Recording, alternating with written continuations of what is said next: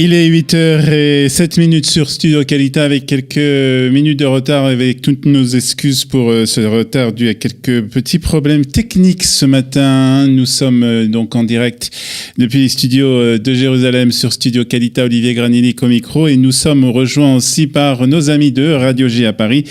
Et pour le premier point sur l'actualité israélienne de ce matin, et l'actualité de ce matin, c'est bien entendu que ce matin commenceront les consultations du président pour la constitution du prochain gouvernement israélien. C'est à 9h ce matin, dans un peu moins d'une heure, que commenceront ces consultations. Le président israélien rencontrera les représentants de chaque parti par ordre de taille. Il commencera donc par celui qui est représenté à la Knesset, et c'est le plus grand parti, c'est-à-dire le Likoud. Il terminera par le parti ayant obtenu le moins de sièges. S'il n'y a pas de surprise, Reuven Rivlin confiera la tâche de former le prochain gouvernement de l'État d'Israël à Benjamin Netanyahou, qui devrait être en mesure de former une coalition de 65 sièges, incluant bien entendu le Likoud, le parti Shas, Yahadut HaTorah, l'Union des partis de droite, le parti Kulanu de Moshe Kahlon, et s'il n'y a pas de surprise, aussi le parti de Avigdor Lieberman, le parti Israël Betenu. Le président a annoncé la semaine dernière que les discussions seraient diffusées en direct par souci de transparence. Lors de ces discussions, chaque chef de parti désignera celui qui aura la première occasion de constituer une coalition. Le membre de la Knesset disposera ensuite de 28 jours pour former un gouvernement.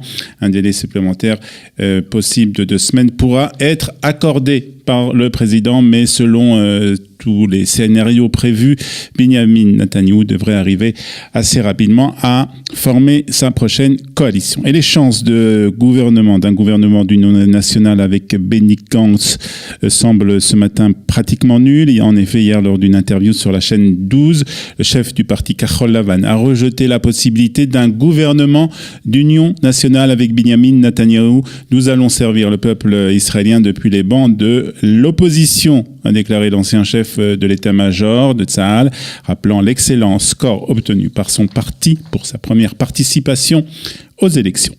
La Commission centrale électorale a critiqué le parti Yamin Hadash, qui a dénoncé des irrégularités dans le décompte des voix. En effet, la commission qui supervise les élections dans le pays a fait savoir qu'elle prenait avec beaucoup de gravité les fausses allégations faites par Yamin Hadash. Allégations selon lesquelles des irrégularités seraient survenues lors du décomptage des bulletins à double enveloppe. Je rappelle qu'il manquait 1461 voix au parti créé par Ayelet Shaked et Naftali Bennett pour entrer dans la 21e Knesset. Hier, les deux ministres n'ont pas participé au Conseil des ministres qui se réunit chaque dimanche à Jérusalem. Le Ynet fait état ce matin de l'opposition de certains responsables européens à l'affaire du siècle, et qui doit être présentée par le président Trump. En effet, selon le site d'information qui reprend des déclarations du Washington Post, les Européens s'apprêtent à s'opposer au programme de paix de Donald Trump, car il n'inclut pas une souveraineté palestinienne en Judée-Samarie, et qu'il ne prévoit pas non plus la création d'un État palestinien. Selon le Washington Post, l'administration américaine a l'intention de publier ce programme d'ici le début de l'été. Et puis, sachez aussi que l'armée israélienne a annoncé que le programme visant à former des femmes au poste de commandante de chars ne serait pas reconduit. Dans le futur, il n'y aura donc plus de soldates combattantes au sein du corps des blindés.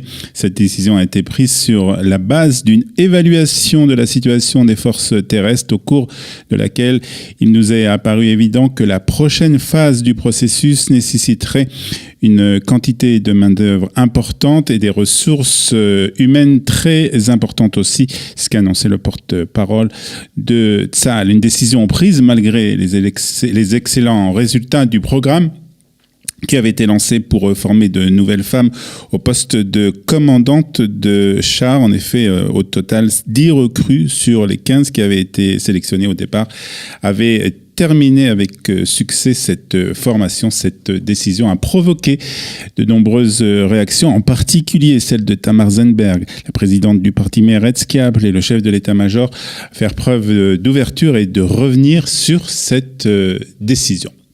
Et puis la ministre de la Culture, Miri Regev, a annoncé que Rachel Frenkel, Bat Galim Sahar et Iris Ifrar avaient été choisis pour allumer un flambeau lors de la cérémonie d'ouverture des festivités du prochain Yom Ha'atzmaut.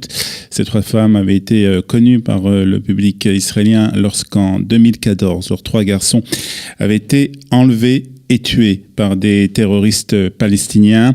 Elles avaient eu un pays entier qui avait suivi cette tragédie dans l'espoir de revoir donc vivants ces trois jeunes adolescents. Depuis le meurtre de leurs enfants, les trois mères agissent pour l'unité et la fraternité au sein du peuple juif. Elles ont même créé un prix distribué chaque année et qui a pour but d'honorer des organisations et des personnes qui contribuent à l'unité du peuple israélien et de la diaspora. Autre personnalité qui allumera vraisemblablement un flambeau lors de cette cérémonie des festivités du 71e anniversaire de l'État d'Israël, ce sont les initiateurs du projet Bereshit qui a tenté, je vous rappelle, de faire atterrir la première sonde israélienne sur la Lune. C'était jeudi dernier, une tentative qui a malheureusement échoué. Samedi, Maurice Kahn, le président de Space IL, avait annoncé le début de Bereshit 2 qui tentera de faire atterrir donc un engin israélien sur la Lune d'ici 3 ans.